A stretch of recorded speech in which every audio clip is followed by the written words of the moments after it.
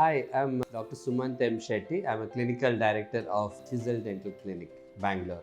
CBCT Scan or cone beam computed tomography is a special type of X-ray which is used in procedures where the regular X-ray like IOPA X-ray or even OPG is not sufficient. This type of CT scan uses special type of technology to generate a three-dimensional image of dental structure and soft tissue and nerve innervation related to the tooth in a single scan. Images obtained by this allow for more precise treatment planning.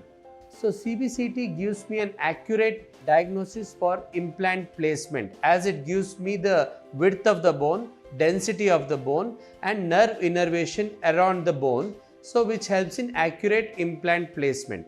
So CBCT helps us in orthodontic evaluation, reconstructive surgery and also helps in detection of tumors in craniofacial region.